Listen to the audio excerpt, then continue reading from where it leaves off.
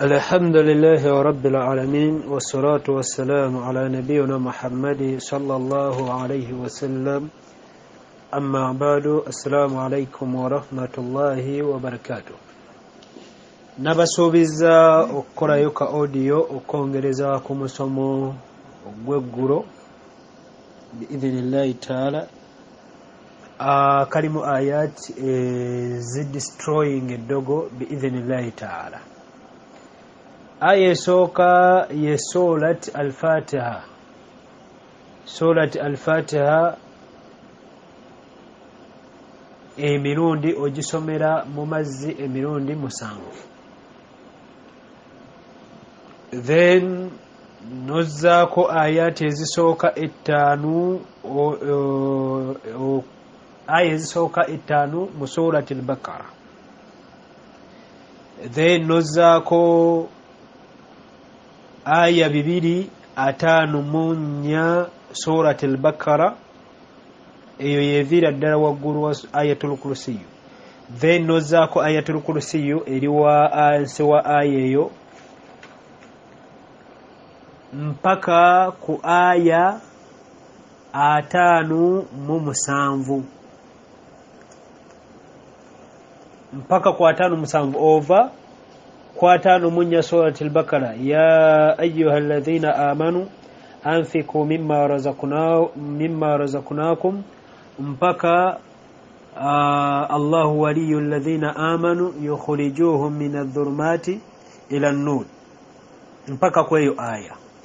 Then noyongerako surat ila al-Baqara aya 2:84 mpaka ku 2:85 mpaka ku 2:86.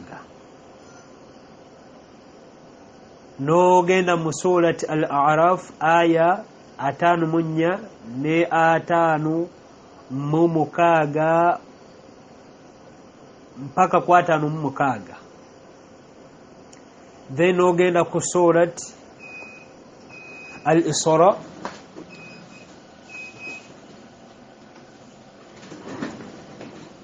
nogenda ku surat al-Isra aya 10 mpaka ku aya 11. Then nodda ku surat Safat okuva ku aya esooka mpaka ku aya 11. Then nogenda ku surat ar-Rahman aya 33 mpaka ku aya 35. Then nogenda ku surat Shura okuva ku aya 21 mpaka ku 23. Then nogenda ku surat al-Jinnu okuva ku aya esooka mpaka ku aya eyokuna. Then kweyo ezo ze ayati is destroying it. Naye osobola okwongerako surat al-A'la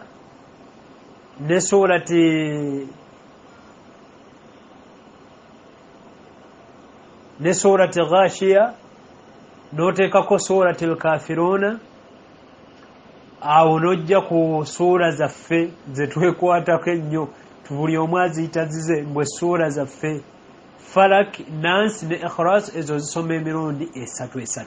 Kakati enkola yazo ayati zino dira amazzi Allah waba kusobozesezza ofuna amazzi g'ennyanja aganywebwa oba ag'enkuba oba agazamuzam ate go mayitirivuko okusinga ku gano aga bulijjo.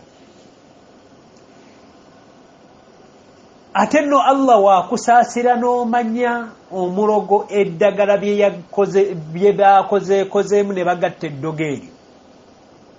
Kubeera ssebo we bagenda ku muganga balina bye bagatta n'agattamu ekkovu simanyi n'addira omusaayi gw'ekinyonyi gukoze kutya.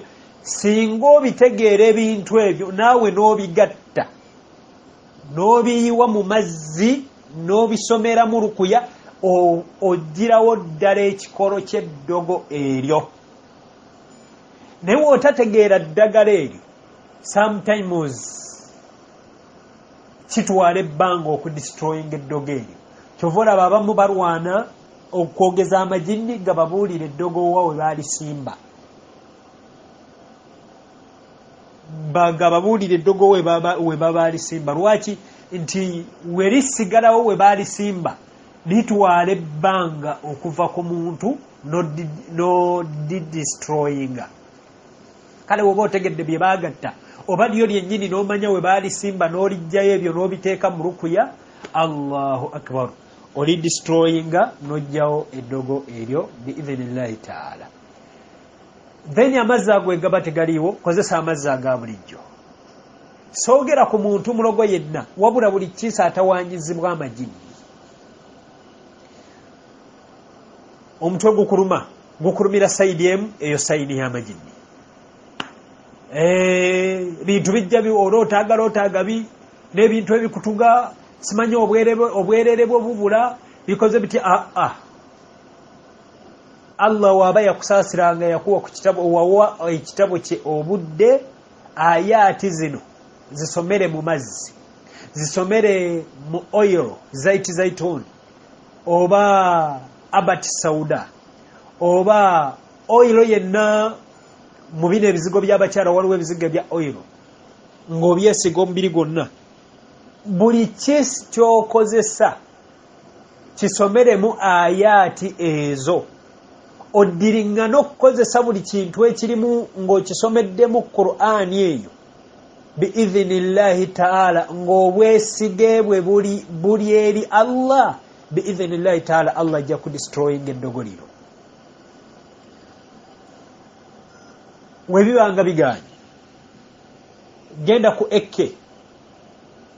eke balina eddagala eriyambako era ku shaitani ezo kakati genda bakuyigiriza enkola yaalyo then era lyebakuwa olisomeremu ayati zino biidhinillahi taala gwe wejjanjabe lwaki oyingire ejjana oba oliawo ng'okoze otya hadithi egamba ete ya rabbi omuntu gwe basomera rukuya tagenda kukola kibusaba munzijukize mwe mwennyini mwaba banzijukiza gwe basomera rukuya munene nali mmanya hadithi eyo si ntuufu naye hadithi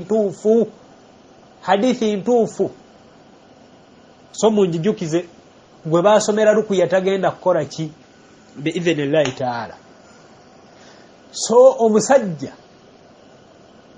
shaitani zitera okukosa amaanyi gaage ekisajja ayati zino zisomere mu mubisi gw'enjuki oguliire ku mugaati okumala ennaku 3 gwe mwezi mulamba omubisi gw'enjuki tryinga buli kyonna kyokozesa omuntu ali affected n'amagini buli kintu kyogenda okukozesa ekikyo kyawule abakozesa shawa togikozesa oba kale woba osobola okozesa shawa osobola okugenda waggulu ku pipa waggulu ewali amazzi n'ogasiba then agagalimu n'ogasomera mu rukuya gonna epipa waggulu bweba eriko obudaala ogenda mu pipa eyo waggulu ogisomeremu ayati zino biidhinillahi taala naye woba ogenda okunaaba tosoma basmala woba ogenda okunaaba tosoma basmala lwaki era woba onywa amazzi gano woba onywa ekintu kyonna ekiri mu rukuya tosoma basmala lwaki buli woosoma basmala ogenda kugoba shaitani zino ate nga twagala zibeera affected ne Qur'an kuba nabbi yatugamba nti sitaani tenywa oba tebeera wantu wonna tebeera wantu tugeze ogenda kunaaba mu kigo wabayo amagini tegakoonebwako ogenda ogisomanga gadduse dda kuba basmala tebe sitaani kasitosoma basmala yongedduka ogenda okwebaka soma ayati zino zonna biidhinillahi taala omaze okwekolako olukomera dhikiri nabbi zatuyigiriza ozimaze owanza obulusurusu mu ngalo zo weesiiza omubiri gwonna tandika okusoma ayati zino gwe mwennyini wejjanjabe mbakakasa nti osobola okwejjanjaba n'owona bulungi biidhinillahi taala enniyayo weeba ntuufu nga obwesige bwo buli eri Allah eno nno kikyamu okugenda eri omusomi w'amajinni abasomi ba rukuya n'osuubira nti nga enniya yo eri eyo nti oyo omusajja awonya amajinni okuwonako kuba kuzibu. Okugenda kw'amajinni kisinziira ku bukkiriza bwa muntu. Okugenda kw'amajinni kisinziira ku bukkiriza bwa muntu.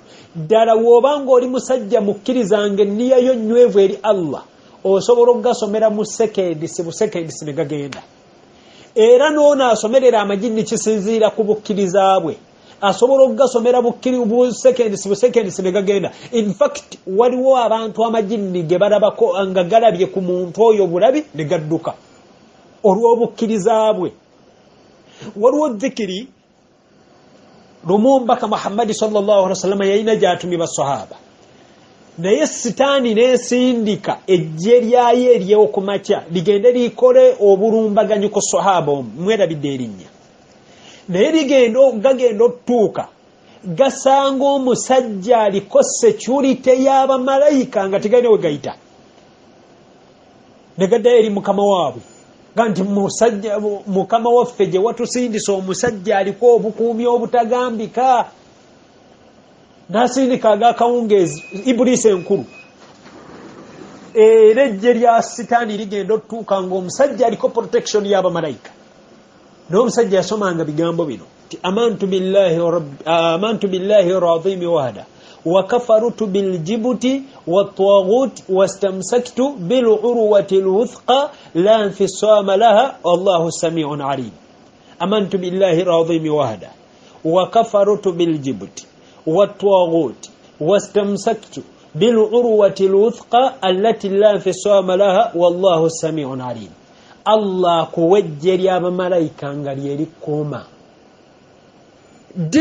diringana nnyo tasubihati la ilaha illa allahu wahdahu la sharika lahu lahul mulku wa lahul hamdu yuhyi wa yumiitu wa huwa ala kulli shay'in qadir kumakya emirundi 10. Ayatul kursiyu ezo dhikiri tozirekanga buli kumakya. Buli wozisoma Allah akutsindikira akuteeka ku obukuumi bwe. Ikhrasu faraki n'ennaasi tozireka buli luvannyuma lwa salaati subhi. Diringana dhikiri ezo ogenda kweteekako obukuumi, ogenda kubaako obukuumi nga tolumbibwa majini. Ani yali awuliddeyo seeka alumbiddwa amajini? Baliko security, beekolako olukomera. Naye obulagajjavu bwaffe agayumba gaffe gajjuddemu ebifaanani, music tava mu nnyumba zaffe, obwonoonefu obujjudde mwamma ng'amayumba gaffe bitebe mu bitebe bya shaitaani. Naye weerabidde hadithi nabbi gy'atugaa nti Iburisi sitaani tayingira mu nnyumba esomebwamu surati al-Bakara.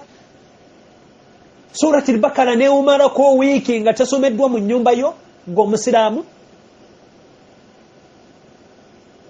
So ya akhil karim, ayati ezo tuzikozese mu mbeera, osobola ogisomera mu soda, mu juice. Nkugambye gwe yenna alina nze kino nakikoppa ku sheekh wange Abdul Karim Sentamu. Saamulabako ng'anywa juice, saamulabako ng'anywa mazzi, saamulabako ng'anywa soda nga tamusomedde.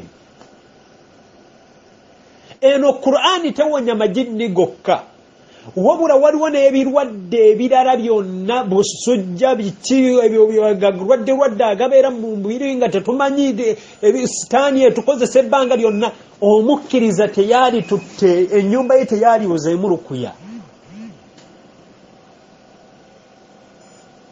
Nze wange nina amazzi ga mirundi 2 ag'abagenyi n'agange, naye sirina bulwadde bw'amajini. Naye nakikoppako sheekh wange, nina agange genywa gateekeddwa okuba lukuya. Nawano wendi nina agange genywa ga lukuya era ngatereka sinywa gabano ge banywa. Era wemba ndi bize nnyo wakiri nsomera mu alifati emirundi 7. So please, omuntu esimanyi gunnemeddeko, omutwe gunnuma nnyo, omutwe gwannemerako, buli we gukuluma yiwamu amazzi, nywa amazzi, yiwamu amazzi, nywa amazzi. Buli nyonta wekuluma nywa lukuya, tosoma basmala. Sitaani kyeyinza okutuula mu mubiri neewangaaliramu ng'omuddu oyo Qur'ani yagifuula ekyokunywa kye. enva amazzi agafumba enva ezizo supu abeere wa lukuya. Ogenda fumba katogo kafumbise lukuya.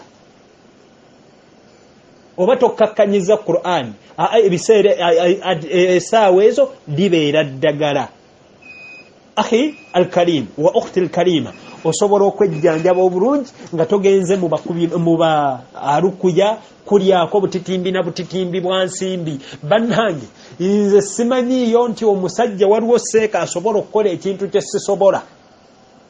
Nga ffenna twagamba nti la ilaha illa Allah Muhammadu Rasulullah.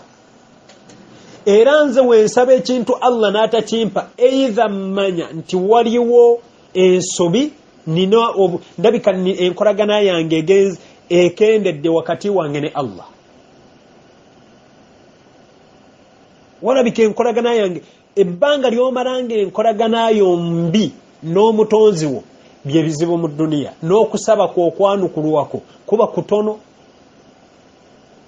Enkolagana kikulu nnyo wakati wo ne Allah.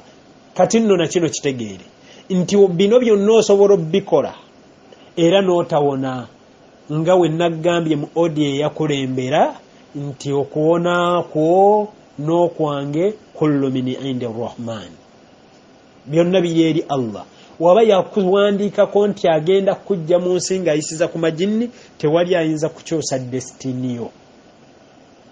Bitegerekese atategedde ojja kubuuza ekibuuzo biidhinillahi taala. Bino nsonga eri sensitive, please.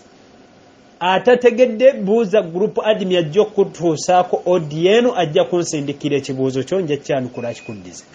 Assalamu alaikum warahmatullahi wabarakatuh. Subhanakallahumma bihamdik ashhadu an la ilaha illa anta astaghfiruka wa atubu ilaik. Assalamu alaikum warahmatullahi wabarakatuh.